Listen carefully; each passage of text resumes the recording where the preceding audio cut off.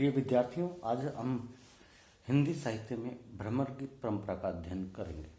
देखिए, इसका उत्तर हम किस तरह से कर सकते हैं। हिंदी साहित्य में समय समय पर अनेक काव्य परंपराओं का विकास एवं प्रसार हुआ है। भ्रमर गीत परंपरा भी इसी तरह की एक विशिष्ट काव्य परंपरा है। हिंदी में भ्रमर गीत परंपरा का इतिहास लगभग 400 वर्षों का है। इसकी नींव सर्वप्रथम महाकवि सूरदास ने डाली। तत्पश्चात भक्ति काल के अन्य कृष्ण भक्त कवियों ने इस परंपरा के विकास में अपना योगदान दिया। वस्तुतः कृष्ण भक्ति काव्यधारा में भक्ति एवं दार्शनिक चिंतन की दृष्टि से भ्रमर गीत सर्वाधिक महत्वपूर्ण परंपरा है।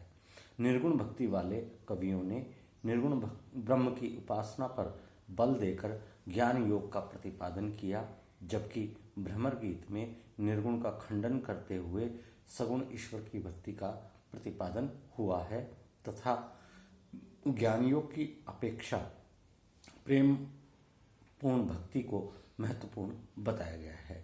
एक प्रकार से भ्रमर गीत में निर्गुण का खंडन तथा सगुण का मंडन करते हुए प्रेमा भक्ति का भावपूर्ण आख्यान किया गया है।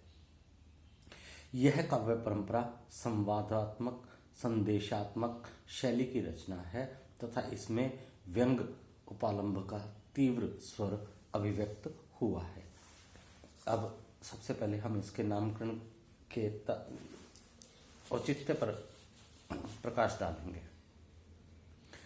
भ्रमर गीत का शब्दगत अर्थ भ्रमर का गीत अथवा भ्रमर से संबंधित गीत है, किंतु हिंदी साहित्य में यह उपालंब काव्य है जो गोपियों की विरह वेदना से परिपूर्ण तथा प्रेमा भक्ति से संबंधित है।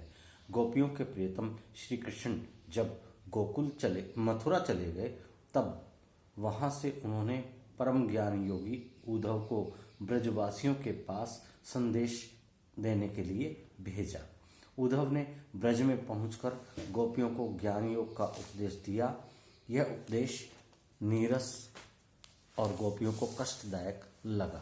तब उन्होंने उपालंब पूर्वक भ्रमर को संबोधित करते हुए उद्धव एवं श्री कृष्ण पर जो व्यंग कसे, वे ही काव्य रूप में निबद्ध होकर भ्रमर गीत नाम से प्रसिद्ध हुए।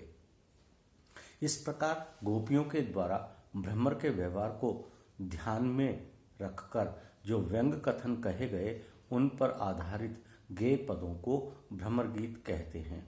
इससे स्पष्ट हो जाता है कि भ्रमर गीत उपालंब काव्य है और यह केवल विप्लंब श्रृंगार से संबंधित है। भ्रमर गीत नामकरण के उक्त अभिप्राय पर प्रकाश डालते हुए डॉक्टर स्नेहलता श्रीवास्तव का कथन है कि भ्रमर गीत उस काव्य अथवा गीतिमाला का नाम है जिसमें गोपियों ने भ्रमर के बहाने से उद्धव पर और उद्धव के बहाने से कृष्ण पर व्यंग किए हैं। इस प्रकार व्यंग के लक्ष्य की दृष्टि से भ्रमर गीत के मूलतः दो पक्ष हो गए हैं। पहला बुद्धि पक्ष है जो सैद्धांतिक और व्यंग प्रधान है और इसके प्रतीक हैं उद्धव। दूसरा हृदय पक्ष है जो रागात्मक और उपालंब प्रधान है और इसके प्रतीक हैं कृष्ण। इसमें उद्धव पर भ्रमर जैसी स्वार्थ पूर्ति अपनाने का व्यंग किया गया है। इस आधार पर भ्रमर गीत नामकरण व्यंजनापूर्ण है। अगला बिंदु हम देखते हैं इसमें भ्रमर गीत का मूल आधार।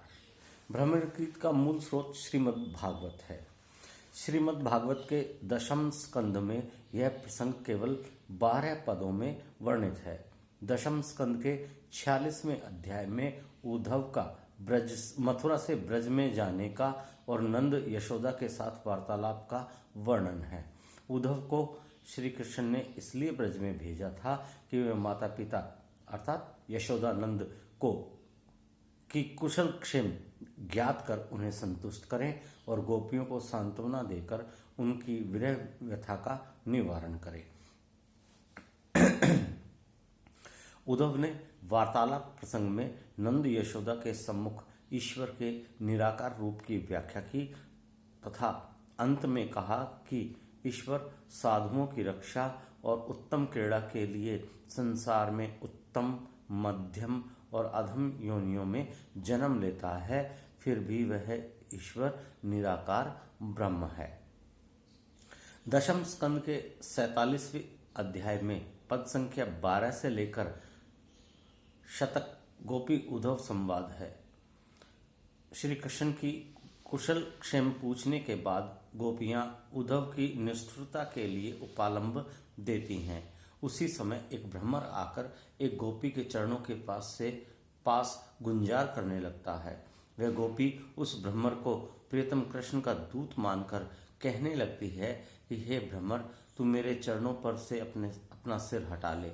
मैं जानती हूँ कि तू यह क्रिया श्री कृष्ण से सीख कर आया है और चाटुकारिता करने में निपुण है। वह गोपी पुनः कहती है कि हे मधुर, तू कपटी का सखा है, इसलिए तू भी कपटी है। तू हमारे पैरों को मत छू।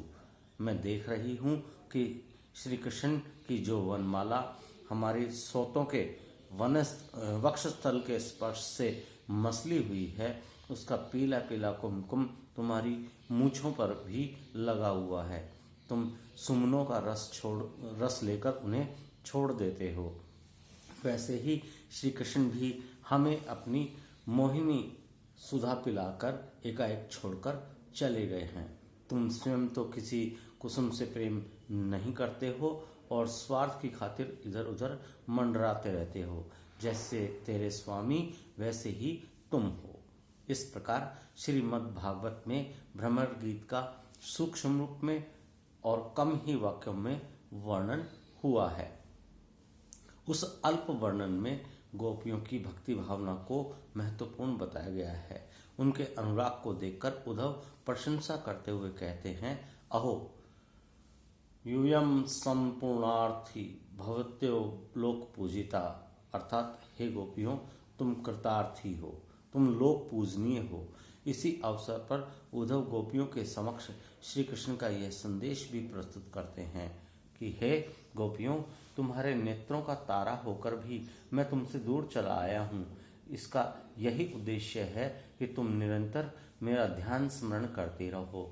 शरीर दूर रहने पर भी तुम्हारा मन मेरे ही पास रहे, क्योंकि स्त्रियों एवं प्रेमियों का मन जिस दृढ़ता एवं एकाग्रता के साथ प्रदेश गए हुए प्रियतम में रमा रहता है, वैसा आंखों के सामने रहने पर भी नहीं रहता है।